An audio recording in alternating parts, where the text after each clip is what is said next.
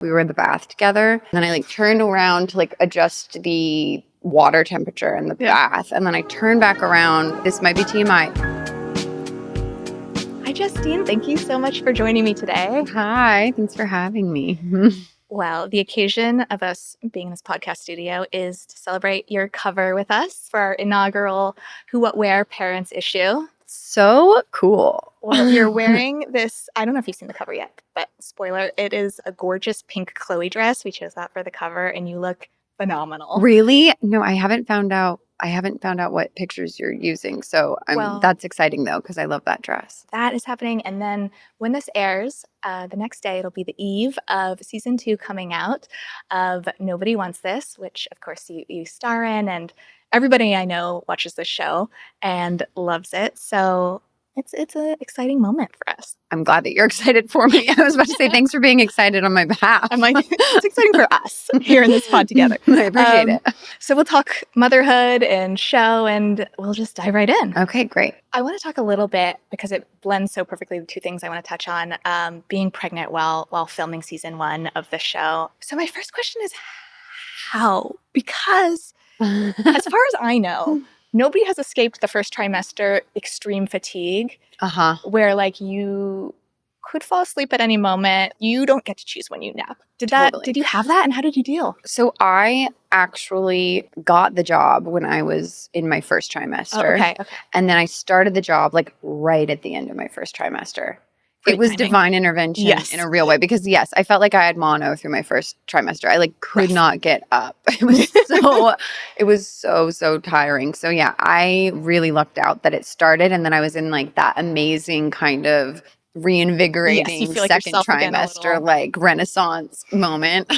Like birds are singing. Yeah, totally. You're like, I can do anything. Yeah, it was a very different experience than what I was experiencing a month prior. So yeah, I lucked out. That's good timing. But even still, like the energy of being on set all day, I'm sure that was intense. And I feel like you, in my mind, you've joined a class of women like Rihanna performing at the Super Bowl. Like, just moms are a different breed. Yeah, I lucked out in that I got to experience Sarah Snook be pregnant all through Succession season 4 and see what she could do. And I think there's something psychosomatic about knowing someone can do that kind of work. Yeah. It's like an expander kind of, I felt good. I actually felt really good. I mean, the things that were hardest were like, I would like eat a burrito and then like everything would just like pop open. Right. Like my skirt would just be like on the ground and I'd be like, oh no, I'm like expanding past the capacity of my clothes. So there was like a lot of adjusting that the costume department had to do like week to week to kind of catch up to my body growing. Yeah. It was more just that they would have fittings week to week, and every week was a different episode. Like it moves really quick. So we did 10 episodes in 10 weeks. Wow. Yeah. Which was actually also a blessing because, there wasn't too much time that I was like really pregnant on the show. But yeah, they would bring me in every week, do a fitting, retry things on, refigure out how do we hide this in a different way, because the bigger I got, the more creative they had to get about like, okay. Well, you're asking a lot of us. Yeah, totally. But they were wonderful. They were really generous about navigating that whole process with me. I'm sure you became like best friends, like had to really like spend a lot of time. Nagar is like a very dear person in my life. Yeah, they're all great. And speaking of your former co-star, Sarah Snook, I heard she gave you some parenting advice, like wrote you a big thing. I read that somewhere. She's been a good friend through the whole thing. She wrote me when I got pregnant. She gave me some like really great podcasts to listen to for like the 4th trimester, which is postpartum. And then when postpartum came, she checked in on me. She wrote me another kind of like breakdown of, you're so unprepared for what happens after you give birth. Like I did a lot of thinking about postpartum, and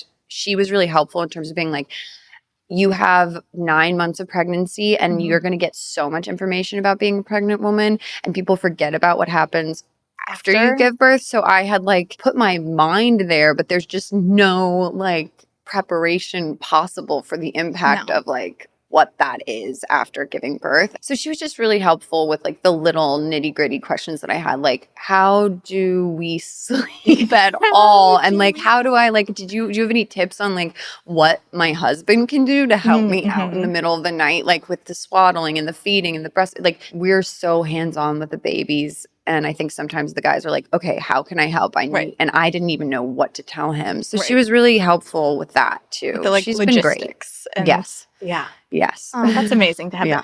I feel like everyone has at least one fairy godmother who's like gave birth somewhat recently-ish before and is still in like, they're like, oh my God. Oh, totally. Let me help you. Totally. I had a lot. And I feel like I understand it now that I'm on the other side. Because it's like it's this hugely steep learning curve, and you feel like proud of all the information that you gather, and you really feel so much empathy for anyone who's about to go through it. So I feel like very available to any of my girlfriends. Like, girls, I'm ready to go. If you have a baby, like, I'm ready to talk. Right. Yeah. And like, I will be that person for you. Totally. And like pay it forward. It's like this fun cycle. Yeah, it's really sweet.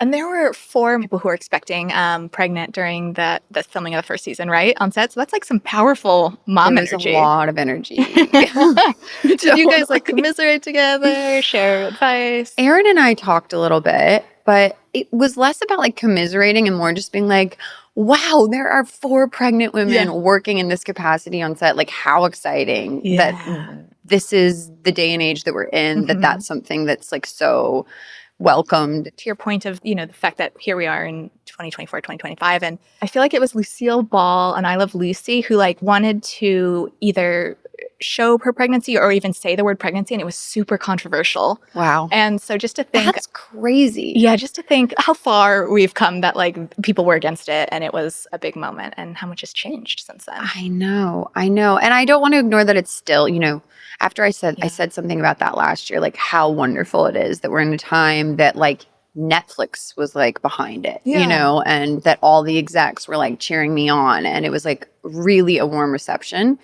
But I'm sure there are cases where that's not the case, or someone does still feel a little bit unsafe, and it's such a shame, and it's so tricky that women have to like think about these things. Even when people are welcoming about the whole process, like you still have to navigate literally the logistics. Like, okay, if I want to have another kid, when can I be pregnant? When will it show? So it's funny that it's something that's like so part of our life. It's so intrinsic to us all being here. And yet that it's like secretive and sometimes difficult. Sometimes. And I do think, that being said, it's like clear that there's a really different way of thinking about it than there was back when Lucille Ball was not able to say the word pregnant. That's nuts. Yeah. Season 2, I want to talk about it. So this season has some fun new elements I read about. Leighton Meester comes on as a new cast member, and she's kind of, I think among fashion girls, kind of an icon, especially watching Gossip Girl. She's such a cool, like, it girl kind of vibe, and she's so goofy on this show. I wouldn't expect that. That's so funny. And generous and like ready to go. Like she feels like she gives so much. Like she's so available as an actor and so game for anything. And I really like her a lot. I was going to ask about the dynamics on set. I'm always curious. You kind of described her, and I'm curious, was there somebody who's like the like set mom or set dad, somebody who like always had that like mothering energy? I feel like KB just has like a maternal air about her. She always like has snacks, and she's always giving tips and advice, and like has like an article that she just read. So she's like, and she is such a mom. Like she has 2 girls that she's like such an incredible mom to. So I think that just like carries into the way that she just interacts with everyone. Is just very warm and like cozy and mommy. Let's talk about Morgan, your character's style on the show. I feel like it's kind of California cool, but then she also, for that bat mitzvah scene in season 1, she kind of pulled out the glam moment. Yeah. So I'm curious if there are any outfits that you especially loved wearing, or that you feel like the public had a strong reaction to? I had the most fun with the bomber jackets that I would wear with like the little skirts, like the basketball outfit I loved. It was definitely in reaction to my belly growing that they were like, let's put a bomber jacket on her in all these scenes. Problem solve this. But there's something really cool about like a big jacket and like legs with tights on them. Oh yeah. I've never done that in my day-to-day life, and now I'm like, okay. That's a good look. It's cool. Yeah. But I like Morgan's style. It's very cool. And they did a really good job of, before they knew I was pregnant, they had gone out and they had gotten like this huge wardrobe together of all the stuff that I was going to wear. And it was like a really clear character that they had built with these outfits. And, then I got pregnant. or I was pregnant, and I told them because I was out of my first trimester and it wasn't like as vulnerable of a thing to share. And they did such a good job of keeping the essence and the character alive in these new outfits that were a little bit more, I guess, conservative or covered up a little bit more, because Morgan, you know, in the first round, there was a lot of like mini skirts and little tiny like tanks that showed my belly and like did such a good job of like keeping that vibe alive. I love the way that Morgan dresses. I'm such a t-shirt and jeans uniform kind of gal normally that it was just really fun to embrace like something totally different and feel how that felt different on my body. And it kind of pushes you to like try new things, especially when you have your like uniform. Like, oh, this would be like if I dressed well. No, but you know what I mean. You're like, oh, fashion does something to the way that you carry yourself. Yeah, absolutely. Yeah. One thing your character struggles with is sort of like feeling like she's losing her sister to the hot rabbi relationship. And I think motherhood too can be a big one where it's like things shift, you know, if you've, you know, some friends get closer and some friends, you know, kind of drift a little bit. In the show, you and Kristen Bell have a huge, you know, blow up fight over this sort of tension that's happening. And I'm curious if you have any tips in real life, how to navigate those like shifting friendships. Totally. I think I always go back to whenever I'm having some sort of a feeling is to just be okay letting yourself have that feeling. Yeah. Like letting yourself mourn the loss of a friendship or like feeling the kind of heartache that comes with like a friend moving on into their love of their life relationship. Yeah. And being honest with yourself that that's like a tough thing. It's a tough thing to watch a friend evolve into a new version of themselves. And it's like incredibly celebratory and you're excited for them. And also it can be hard. So I think just allowing the feeling to like live in you for a little while and to be gentle with yourself about it. And also to know that that's just like a part of life and that it's probably coming for you too. And to let yourself feel all the feelings, the celebration and the kind of heartache. Yeah. I read somewhere that the average person has about 7 relationships that like friendships that like stay through their life, which I'm like 7. Like that means a lot of friends, they come and go. So it is a natural part of life, but I feel like it's a part of life that's not, you know, they don't talk about like friendships or relationships dissolving as much as compared to romantic relationship breakups. I know. I think that some of the hardest breakups I've ever had have been with friends. Yeah. No, like, it's true. Like, you go from like sleepovers and like being in each other's beds in your 20s and like waking up together and like going out together. And then it's like, you know, losing that is like a big deal. Like there's such intimacy in female friendships and male friendships. So yeah, I don't know. I mean, I've been really lucky to hold on to some long friendships. And also I've gone through with the holding on to long-term friendships, you have to kind of evolve through all the different changes with your good friends. And some of that can be really tough. I think everyone's dying to know, obviously the cliffhanger of season 1 was with Kristen Bell's character and Hot Rabbi, like, is she going to convert? Are they going to stay together? What's the thing? And also your character's relationship with Sasha. Yeah. Which is such an interesting, I feel like it's so nuanced. Totally. I love that. So I know usually things can't be shared, but is there anything you can share about the season ahead? I think that Jenny and Bruce and Aaron really, really wanted to give the audience what they loved about last season. So there's a really, it does feel like the show continues and the essence of the show is still there. It's about what happens past, you know, as relationships evolve, the energy that they have evolves. So, you know, like the first season, like there's a different feeling to that than there is with the second season. It's about like, what do we do now that we're in relationships? I have a friend that's pregnant and I was like, do you have your programming ready of what you're going to watch when you, because I feel like everyone has their comfort show. Yeah. Her answer was, Nobody Wants Us is coming back for season 2. And I was like, oh, of course it is. That's awesome. Good timing. So that is the best news. It's so nice to hear when like someone just needs a little bit of levity that they turn to the show. I feel like we were in a bit of a rom-com desert for a while and people were really craving that. I think that things are kind of singularly dark right now. So it's nice to have any kind of blip of light, warm, optimistic feeling. A little 28 minutes or however long the show is sort of reprieve. Totally. On a totally separate note, I've heard you're a Gemini. I am. And I feel like we're in LA. We have to talk about it. Let's talk about it. I can talk about it.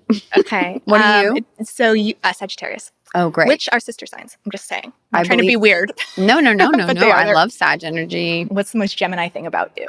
I am very mercurial. I like talking. I like sharing thoughts. I like hearing people's thoughts. I'm really curious. So your mind is just like going. Totally. I'm like mostly there. Up in the air. Yeah. And I just really like learning about people. It's like my way of connection. So like, you know, even in romantic partnership, like I get really excited about talking and like could care less about like, you know, making out. No, I'm just kidding. I also like making out, but I will say that I do feel like the first way of connection for me is just like chatting. Through conversation. Yeah. I love it. And then I feel like you have to find a special man that is. Yeah. My husband is like incredibly funny, loves talking.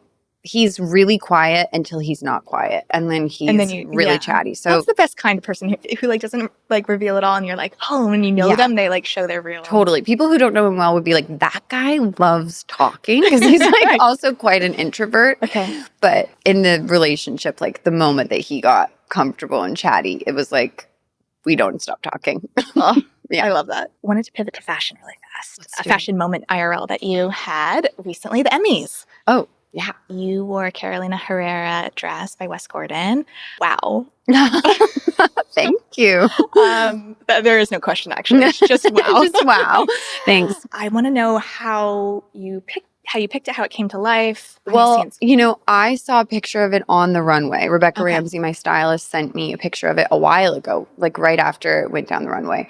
And I had the same exact reaction that you had. I was like, oh, wow, like that is gorgeous. And then I sent it to my publicists and they were also like, whoa, holy smokes, that's beautiful. It was on our radar. And then when the Emmys came up, we were like, well, what about asking about this? Like, could we see if we could get it? And yeah, it's just like, it feels like a champagne glass of a outfit. Like frothy. It's so like, it's so fancy and happy and celebratory and sexy. So when they said that they were going to send it, I was like over the moon. I heard there was a little navigation around the sheerness of it.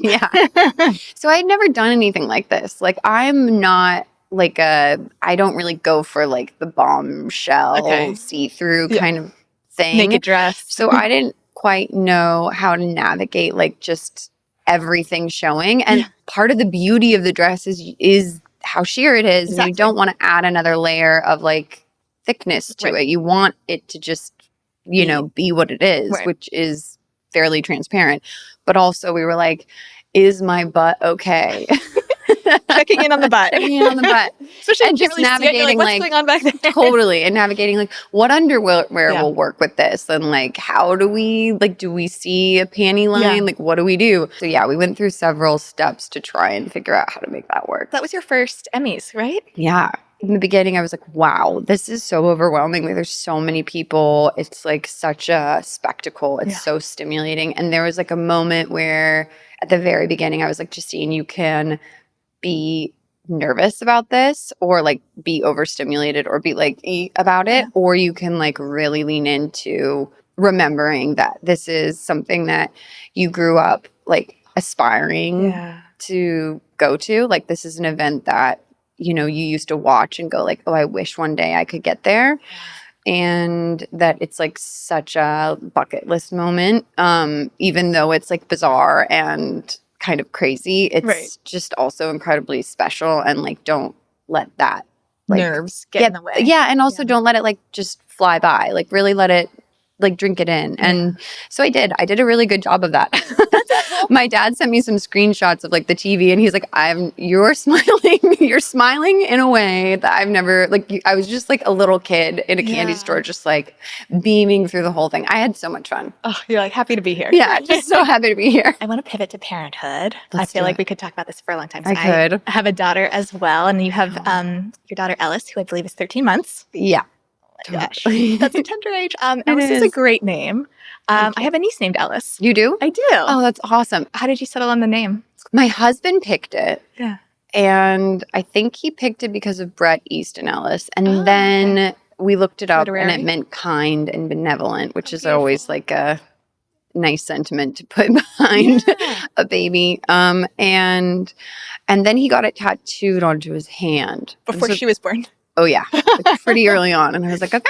So that's her name. I thought I was making a commitment by getting some things embroidered before my daughter was born. I see your embroidery and I raise you tattooing it onto my body. Yeah, totally. Impressive. As a parent, like there's so many mini milestones that some of you didn't even know existed until your child is doing them. What fun stuff is Ellis doing? She just started going no. She started being like, we'd be like, can I have a kiss? And she'd be like, which was like kind of out of nowhere because it's like it's so sassy. Yeah, it's sassy, but it's also like silly. Like no. Yeah, it's really sweet. She has started to like make sounds, so we'll be like, what sound does a cat make? And she'll go, or like a dog. She knows wolf. Like there's like random. Just out of nowhere, you'll be like, where's your head? And she'll like know where it is. Yeah. And it's just all these things that we've been doing and saying around her are like finally like she's like online and you're like she's revealing that she's been picking them up, which is such a cool realization to be like, oh, you've been gathering and now you're able to be like, I've heard you. Yeah. It's really sweet. Once it starts, it's just like an explosion. Totally. So I'm really excited. Has she come to set? Does she ever come visit you? She's come a lot. I like ended up like pretty early on. We put a pack and play in the trailer, and my nanny Samantha, who's there like a few days a week, she would come to set and bring her in. And between breaks, I would hang out with them, and then I'd like go back and she would hang out at base camp with everyone and come to set and sit behind the monitor. We like, again, it's like the most welcoming vibes. Like Jenny and Nora and Bruce and Aaron, they're all like so excited to have a baby around. It's like, they're like, oh, the work is over there. Like, let's go like play with this baby. In the show, there's a little storyline about getting the ick. Yeah. And obviously that's in regards to a romantic relationship. But I kind of want to talk parenting icks, and I'm going to go first. Okay. A parenting ick I have is when people, I think they just really let their lips get a little loose around the things they say to pregnant people. And I have one that was like, a girl I know was like, did you mean to get pregnant? And I was like, well, I know we're in different life stages, but yes, I'm so sorry I did. Totally. It's just kind of bizarre. You're like, oh. Okay. Yeah. And then the other thing that I get, I wouldn't call it an ick, but I am a little weirded out by the windy. Oh, the Frito windy. I gotta tell you, I'm such a fan of the windy. But I mess around with the snot sucker. That I get down with, which is another product. The windy like saved us on several occasions. I understand. I really understand. It's a weird tool. And it's kind of like, is this okay? Right. There were some moments where I was like, this is literally saving my baby. Yeah, right. Like making her happy and not in pain or whatever. Totally. But I had a similar thing. I had a lot of, because my husband and I weren't married before we had Ellis, and I had my parenting ick, or like the loose lip thing that you said. I had a few people be like, so like, you guys aren't married? Like a little like judgment. Totally. Yeah. It was a lot of older people. You'd be like, yep, no, we're not. When you first said parenting ick, my mind went to like a gross moment with the baby, which is that we were in the bath together and she farted. And I was like, oh, that smells bad. And then I like turned around to like adjust the water temperature in the bath. And then I turned back around and this might be TMI, she had a poop in her hand that she was putting in her mouth. I wasn't expecting to say that.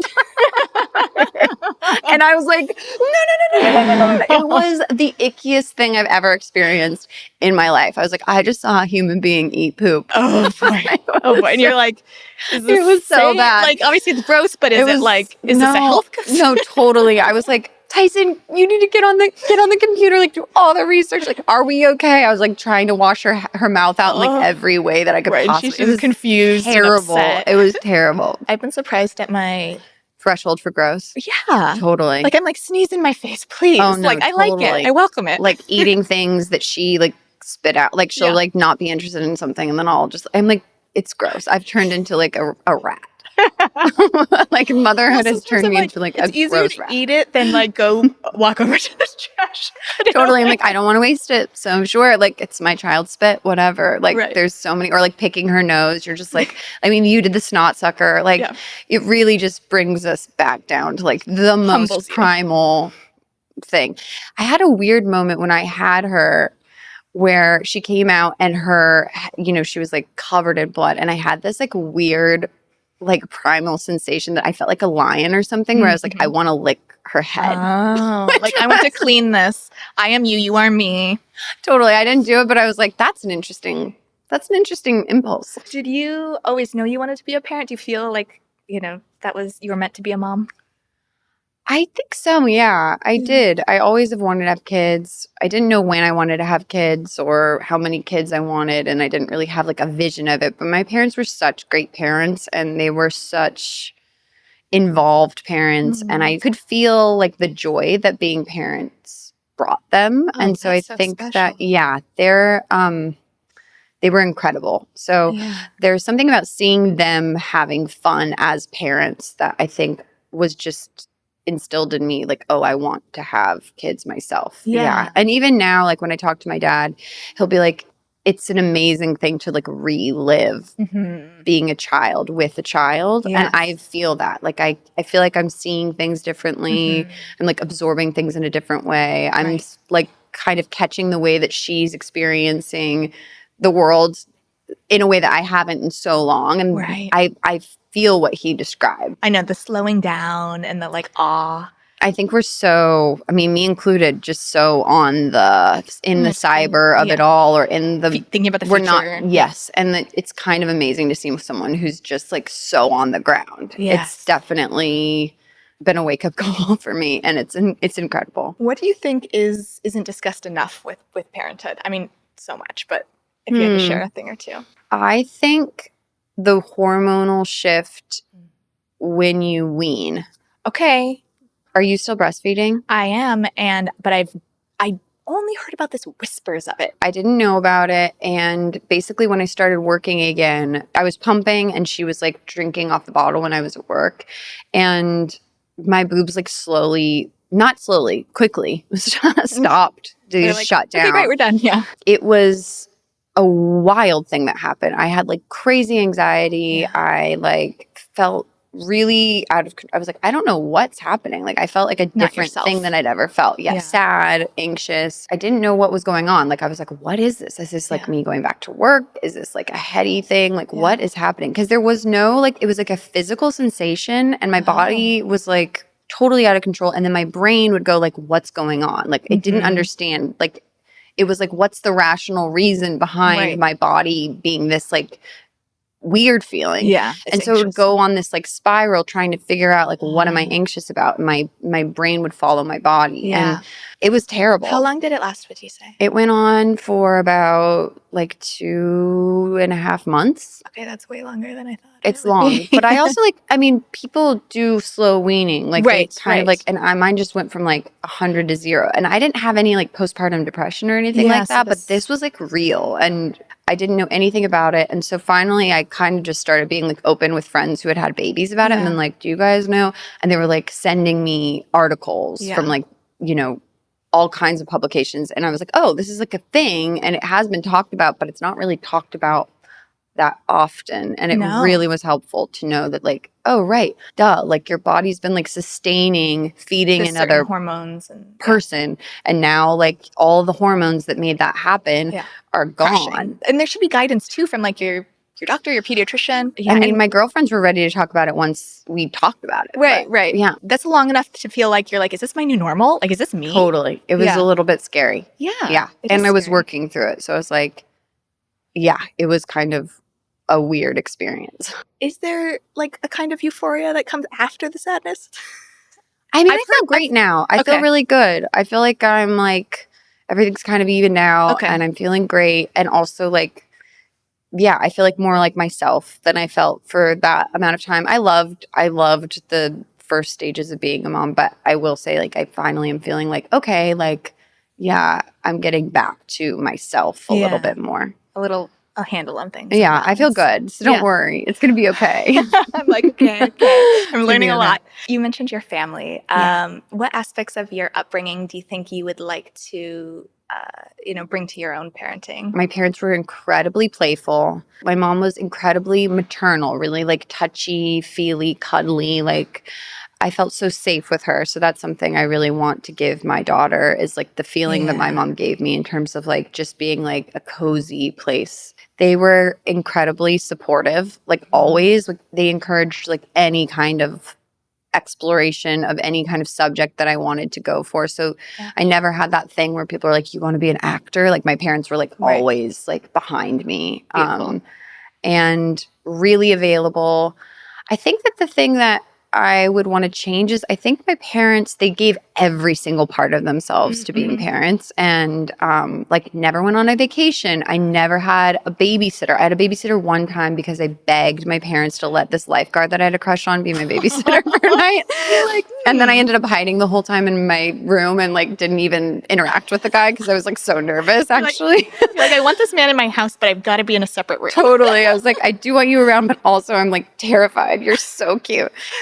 So I think that I want to keep the connection alive, like the romantic connection alive with my husband, like go on dates, like maybe go out every once in a while, like have a little bit more of a sense of my own like agency. You know, my mom like kind of gave everything to us. And I think that when we grew up, it was like a little bit like empty nest syndrome extreme because she had just been so committed to us as kids. The identity has to shift. So I guess like I would prioritize like date night in a different way than my parents did and taking some time for me. It's so nice being with her, but I do feel like it's important to like go balance. And have like my therapist was like, go on a date once a week and you don't talk about the baby the whole time. Hard totally. Yeah, the relationship thing is interesting, adding a baby to the mix. For me, I was just like, there's a triangle now. And before it was just like this one thing, and now the love is like moving around, and it's Are you enjoying it? I'm obsessed with it. Like, I feel like my husband is like, it's so cool seeing him be this person. Yes. I'm so excited by how good of a dad he is. And I really love like the unit. Like, I love feeling like this is our little pack. Yeah. Yeah. It's very really special. Sweet. It is very special. But I think the encouragement to also nurture keep the relationship going too instead of like always this is well, makes a lot of sense. Totally. To your point about the being your own person as well in addition to a mom, I feel like growing up, I remember my mom, like, it always stuck with me. I'm like, oh, you took an upholstery class, you went and got a bikini wax. For some reason I knew about that. Your mom? Yeah. And I was good job, mom. I was like, that for some reason stuck with me, that like hobbies are good, like, you know, just doing some things for yourself. I think it's so cool. And I like had a little bit of a crisis about like career and parenting at the very beginning, where I was like, I'd been with her for 6 months straight. I'd been like with her for 6 months straight. And I like getting into the woo woo of it all. I went to an astrologer and I was like, you know, it was like a kind of a therapizing moment. And I was like, I'm like, what do I do? Like, I don't want to miss out on working and like expanding in this part of who I am. And also I'm like obsessed with my child and I really want to be an available mom and I really want to be present for her and feel like I'm there. Like, I'm really there. And she basically was like, you're a Gemini. This is Gemini energy. And it's like really important. And I think it applies to anyone. I don't know if it's really Gemini or not Gemini, but you probably really deeply weigh both sides of the two needs. She was like, you need both. Like, both of those parts are so important and they're so part of who you are. And like, you actually need this to be good at this, and you need this to be good at that in at this moment of your life. And it was really a liberating realization that like their holistic, realized version of myself is the one that can hold both of these things. She was like, you know, just be there when you're there. Like, be really there. Like, don't be over here. Don't be over here. Be like here, you know? And same goes for that. And you know what? It's like everything else. It's like, I just have to remember that this is the beginning and that it's a steep learning curve. And that like, in the same way that I had to learn to like swaddle and burp a baby, I'm now having to learn how to manage these two things, and that it will get more and more comfortable and more familiar the longer that I have to do it. That's a good point. What do you hope your child Ellis sees when she looks at you, like not just as a parent, but as like a woman working and pursuing your passion? I hope she sees someone who is kind, and who tends to her relationships and that gives attention to the connections that I have with people in my life. I hope she sees someone who's hardworking, but someone who's like also incredibly playful and enjoys fun and the beauty in life. I hope she sees someone who's constantly trying to be a better version of themselves and like sees life as an opportunity to just get better at being me and gets better at being a person in the world. Yeah. Is there a moment with her recently that maybe it was an ordinary moment, but that kind of like touched your heart or melted you a little bit? A day ago, she was sitting on me and then she just laid deliberately, like it felt like a real choice to like lay herself on me and wrap her arms around me. And it was like something that I'm sure happens all the time when you're a parent, but there was something about like me feeling the choice in her that it wasn't like a primal thing of just like holding a baby, but she was like, I want to hold my mom. Yeah. And it felt like a kid doing it or something, like that it was like a fully realized moment that she had. And that was really cool. Like, I am choosing you and this is what's like I really want to hold you right now. Oh, it was really cool. That's amazing. Yeah. I hope you write it down. Yeah. I'm pretty good about like writing these little. Because it's so, I mean, even just thinking back, it's easy for it to become blurry, I think. Totally. I'm like, I also wrote all these letters to her when I was pregnant. Oh, beautiful. And it's really funny to read them back. All the things that I forgot that I was like going through. I'm like, wow, that was an experience, pregnancy. Oh, sure. My last question for you. Okay. When you think about legacy, what feels most important to you to leave behind, you know, both in your work and your family? I think that honestly being kind and like bringing people joy and levity and connection and feeling like that I like witnessed my friends and I witnessed my husband and I was like there for people that I love and people that I work with and people that I like met on the street, that there was like a little bit of like positive. Yeah, I just want to have positive impact on people. And I don't really think about legacy work-wise. I don't know how to even like that's crazy. It's crazy to think about like leaving a legacy behind you with work. I guess I just like hope that, you know, when I hear stories like your friend who's postpartum and that they want to like tune into the show as like a way to kind of like lighten up their moment. Or like there was a show that I was on and I remember my aunt sent me a text saying that her friend had texted while she was in the hospital and been like, I watched the show and it just like brightened my day. Yeah. Like those little things, like just to bring some sort of an escape or some sort of lightness to people's lives, I think makes me feel really good. That's beautiful. Well, thank you so much for sitting down with me. This was a treat to talk to a fellow mother and an actress I admire. Thank you so much. Thanks for having me. This was awesome.